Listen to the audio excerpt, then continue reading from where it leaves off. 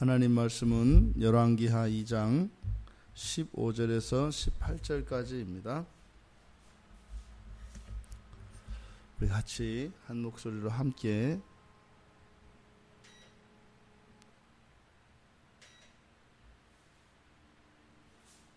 읽겠습니다.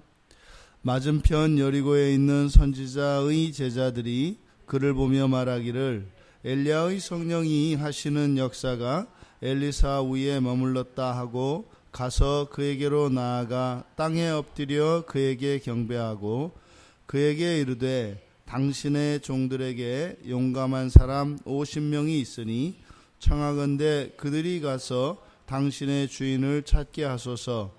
염려하건대 여호와의 성령이 그를 들고 가다가 어느 산에나 어느 골짜기에 던지셨을까 하나이다 하니라.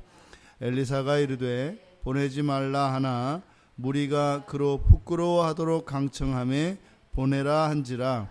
그들이 50명을 보냈더니 사흘 동안을 찾되 발견하지 못하고 엘리사가 여리고에 머무는 중에 무리가 그에게 돌아오니 엘리사가 그들에게 이르되 내가 가지 말라고 너희에게 이르지 아니하였느냐 하였더라. 아멘.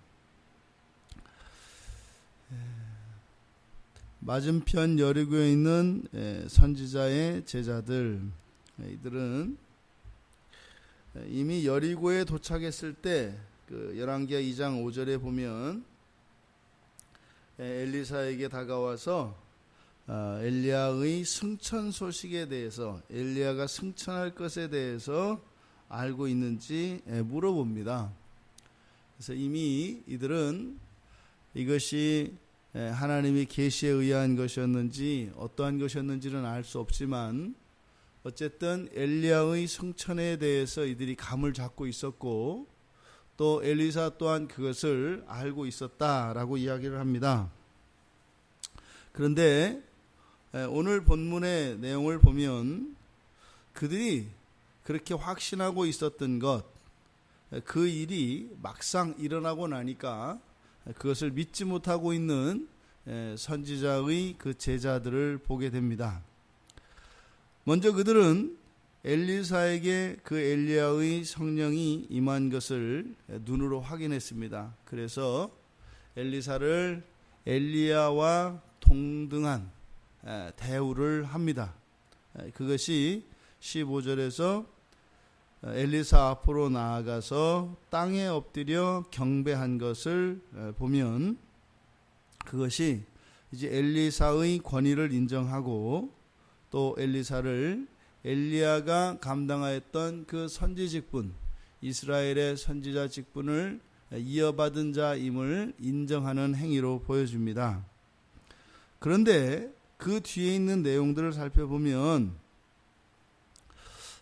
정말 우리들의 사람들이 가지고 있는 불신앙의 끝은 어디일까? 우리들이 가지고 있는 불신앙은 정말 주님이 오실 때까지는 완전히 해결될 수 없는 것이구나 라고 하는 것을 우리가 발견하게 됩니다. 이 사람들이 어떤 사람들입니까? 이미 엘리사와 엘리야가 이곳을 여리고를 지나기 전에 이들은 이미 그 엘리야의 승천 소식을 알고 있었던 사람들이었고 또 강 맞은편에서 엘리야와 엘리사의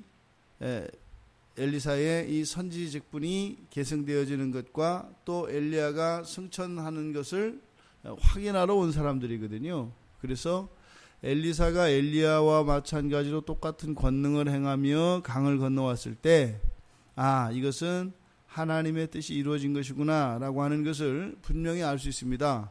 왜요? 지금 엘리사 앞에서 땅에 엎드려 경배했다고 하지 않습니까?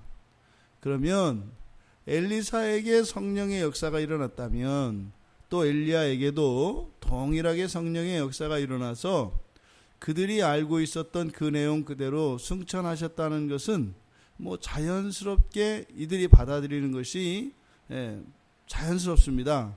그런데 그렇게 하고 나서 바로 이들이 엘리사에게 이야기를 하는 내용을 보면 전혀 생판이란 말입니다. 이들은 뭐라고 하냐면 자기들에게 건장한 청년들이 50명이 있는데 엘리야의 시신을 찾겠다고 하는 거예요. 그리고 나서 엘리사가 그럴 필요 없다. 무슨 말이에요? 승천했다는 거죠. 너희들이 말하지 않았느냐? 너희들이 말한 대로 엘리야가 승천했다. 내가 그것을 두 눈으로 목격했다. 그런데 이 선지생도들이, 이 선지자의 제자들이 뜻을 굽히지 않습니다. 계속 그래도 모르니까 한번 찾아나 봅시다 라고 했겠지요. 그런데 어느 정도로 청했는가 하면은 17절에 보면 그로 부끄러워하도록, 여기서 부끄러워하도록 이라고 하는 것은 이제는 더 이상은 이렇게 마다할 수 없을 정도로 그런 거입니다. 염치 없이 그냥 막 계속 들이대면은요, 더 이상 어떻게 이렇게 대답도 할 수 없고 어떻게 대응할 수도 없는 그런 상황이 옵니다. 그것을 여기서 부끄러워하도록 이라고 얘기하는 겁니다. 그러니까 입장이 바뀌어 있든지 뭐 적반하장의 경우이든지 어떤 경우이든지 이 제자들의 강청하는 것은 도대체가 이건 뭐 말이 씨알이 먹히지도 않을 뿐더러 오히려 엘리사가 하는 이야기를 하면 할수록 오히려 이 제자들을 이상한 사람으로 만들어버리는 이런 경우가 된 겁니다. 그러니까 어쩔 수 없이 꺾은 것이 아니라 그렇게 하지 않고서는 오히려 이 상황이 점점점 더 악화될 것이기 때문에 그러면 원하는 대로 해봐라 라고 이야기를 했던 것이죠. 끝내 3일 동안 50명을 보내서 찾았습니다만 찾지 못합니다. 그리고 돌아와서 찾지 못했다고 보고를 합니다. 거기에 대한 엘리사의 대답은 뭐예요? 이미 가지 말라고 하지 않았더냐. 오늘 본문에 일어난 이 사건을 통해서 여기서 선지자의 제자들, 이들은 오늘날 우리들 아니겠습니까? 그러니까 예수님의 제자들, 그것이 우리들이겠죠. 이들이 지금 어떤 사람들입니까? 이미 하나님의 계시를, 그러니까 성경을 통해서 우리들의 경우에는 하나님의 뜻을 이미 다 알고 있다 이 말입니다. 뭐 이렇게 되면 다음 수순이 뭐다라고 하는 것이 빤하다 말이죠. 그리고 또 하나님의 그런 말씀이 그대로 성취되어지는 것을 눈앞에서 경험한 사람들입니다. 그래서 어떻게 해요? 그 엘리사에게 꿇어 엎드려 경배까지 하지 않았습니까? 그러니까 이건 무슨 말인가 하면 불신할 수 없는 사람들이다 이 말입니다. 그러니까 참 안 믿기도 어렵겠다라고 하는 사람들이라는 거예요. 이미 알고 있었고 알고 있었던 일들이 일어났고 그것이 자신들에게 믿어졌어요. 그러면 하나님의 말씀이 통째로 그대로 받아들여야 될 텐데 거기서 살을 발라낸단 말이에요. 우리나라가 뭐 저 소고기를 먹을 때 뭐 부위별로 먹는 뭐 유일한 나라라면서요. 그래서 그런가요? 하나님의 말씀들을 이렇게 발라먹나요? 그러니까 어떤 건 받아들이고 어떤 것은 안 받아들이는 거예요. 그러니까 이게 참 이해할 수 없는 겁니다. 이들이 믿지 않는 내용은 뭐예요? 첫째로는 엘리야의 승천을 믿지 못하는 겁니다. 자신들이 엘리사에게 다가와서 마치 자신들만 알고 있는 것처럼 혹시 이거 아세요? 라고 했던 사람들이 그 내용이, 그 말씀이 온전히 성취되었음에도 불구하고 믿지 않고 있는, 그러니까 이미 먼저 알고 있었는데도 믿지 않는, 그러니까 아는 지식이 있다 이 말입니다. 아는 지식이 있고 나름대로는 그 지식적인 확신에 차 있었던 사람들입니다. 그런데 엘리야의 승천을 믿지를 못합니다. 더더군다나 더 나아가서 가관인 것은 16절에서 엘리사에게 청을 할 때 뭐라고 해요? 50명을 보내서 당신의 주인을 찾게 하십시오 하면서 염려를 합니다. 무슨 염려래요? 성령을 염려해요. 성령을 염려. 이건 무슨 코미디도 아니고 말이죠. 염려하건대 참 성령을 염려하는 몇 안 되는 사람 중에 한 사람입니다. 성령을 염려하는 사건이 다른 데서 있었나? 잘 모르겠어요. 여호와의 성령이 그를 들고 가다가 이거는 지금 이게 코미디도 아니고 어느 산에나 어느 골짜기에 던지셨을까? 그러니까 도대체 이 사람들이 알고 있는 여호와의 성령은 어떤 성령이냐 이 말이에요. 지금 여기서 나타나는 이 내용들, 그러니까 아주 혼란스럽기까지 한 이 선지자의 제자들을 보면 이들이 알고 있는 하나님은 인격적인 하나님이 아닙니다. 그냥 예배의 대상, 경배의 대상으로서 인간을 초월하는 초월적 존재로서, 그리고 책 속에서 그저 지식으로만 아는 하나님이라는 것을 우리가 알 수 있습니다. 그러니까 그저 지식에 머무른 하나님입니다. 그러니까 앞뒤가 맞지를 않는 거예요. 제가 어렸을 때도 서울에 한번 갔다 오면 큰 자랑거리였습니다. 서울에 한 번만 갔다 오면. 근데 갔다 온 사람과 안 갔다 온 사람의 차이는 얼마나 말을 잘하느냐에 달려있는 것이 아니라, 이 말을 하고 저 말을 하고 저 말을 해도 그것이 서로 모순되지 않는 겁니다. 근데 지금 이 선지생도들이 하는 이야기를 보면, 앞에서 했던 이야기와 여기서 지금 하는 이야기가 보면 서로 충돌을 일으켜요. 이게 뭐예요? 직접 그것을 가서 보고 완전히 알고 있지 못한 겁니다. 그러니까 이들이 보았던 것은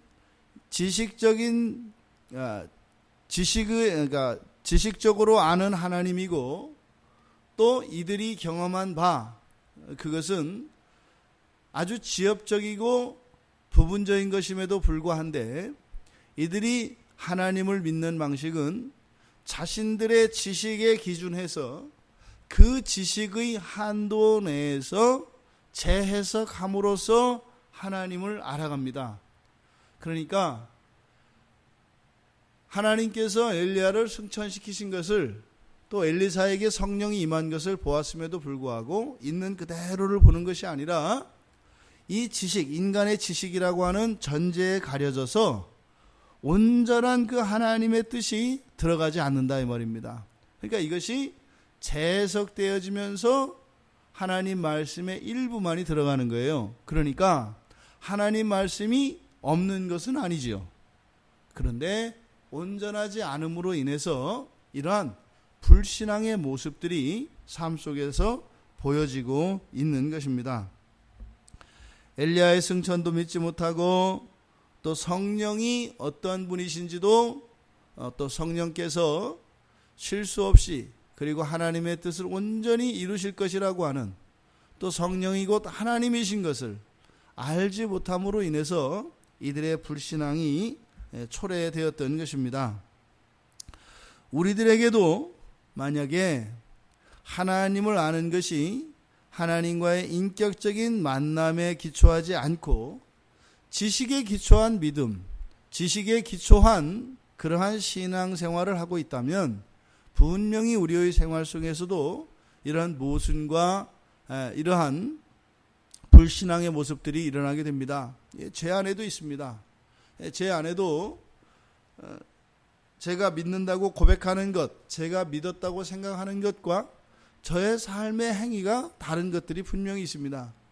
그것을 통해서 우리가 낙심하거나 우리의 아는 바를 의심할 것이 아니라, 온전하지 못한 하나님을 의지하고 하나님의 은혜가 여전히 필요한 것이라고 하는 나의 부족을 인정하는 겸손한 자세가 필요할 것입니다. 주님이 오시는 날까지 우리는 완전히 하나님을 알 수 없습니다.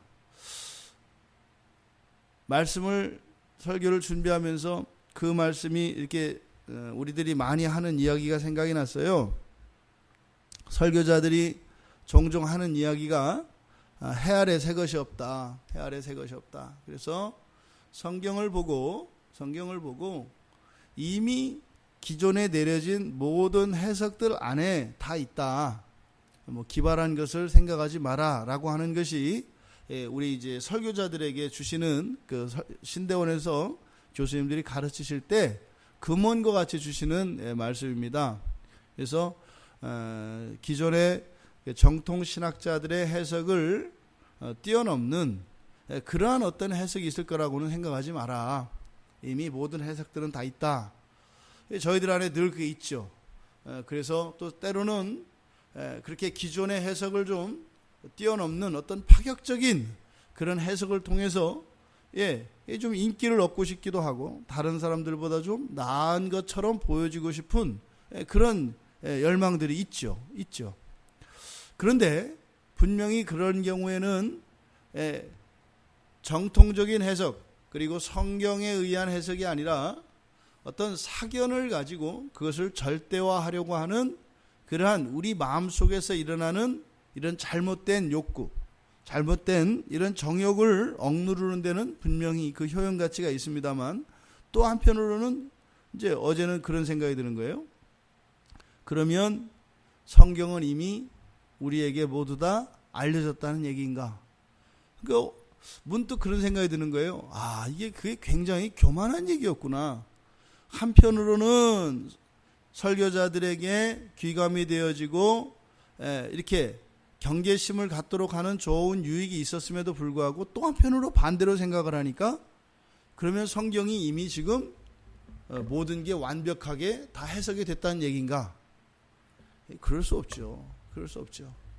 우리는 그래서 성경을 보고 또 보고 연구하고 해야 되는 이유가 우리의 해석과 우리가 알고 있는 하나님에 관한, 사람에 관한, 그리고 마귀에 관한 이런 지식에는 완전하지 않다, 여전히 불충분하다라고 하는 전제하에서 우리가 가야 되는 것입니다. 지금 이 선지생도들이 빠졌던 함정이 무엇일까요?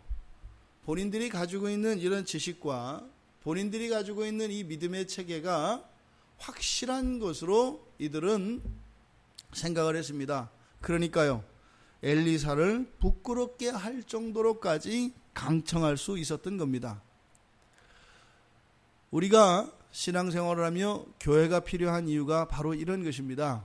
늘 우리는 하나님 말씀 앞에 또 설교자의 설교 앞에 그 권위를 인정하고 그 권위 앞에 우리가 무릎을 꿇어야 하는 겁니다. 마치 선지생도들이 엘리사에게 그 성령의 능력을 보고 무릎을 꿇어 경배했던 것처럼 말이죠.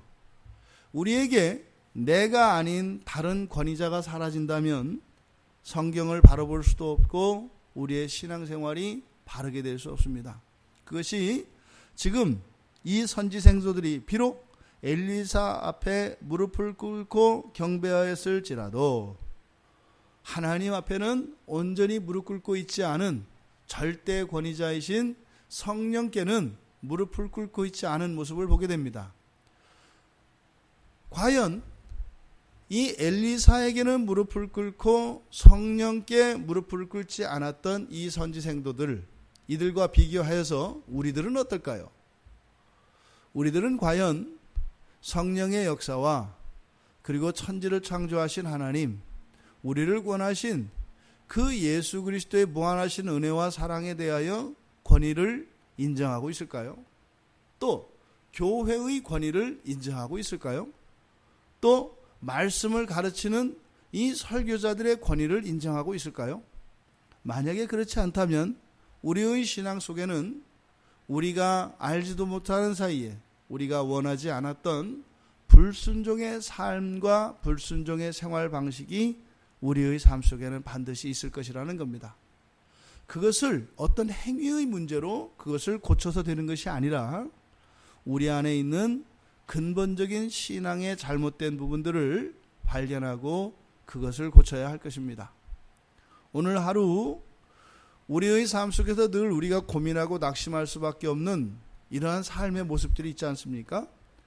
그 행위 자체에 문제의 원인이 있는 것이 아니라 우리가 하나님을 인격적으로 또한 하나님의 온전한 권위를 인정하지 못함으로 또 하나님이 세워놓으신 교회와 이러한 신앙의 질서 체계 안에 있지 않다면 그러한 불순종의 모습은 마치 죽지 않기 위하여 살고자 하는 이런 자구책을 강구하지 않을 수 없는 것처럼 위험한 상황 속에서 살아날 수 있는 자구책을 구하지 않으면 안 되는 것처럼 우리의 불신앙은 그러한 교회 안에서 우리의 기독교 신앙 안에 있는 질서들의 그 권위를 인정하지 않을 때 우리는 또 우리 스스로 우리 나름대로의 열심을 가지고 그러한 자구책을 만들어내게 되는데 그것이 우리의 삶의 불순종으로 나타난다.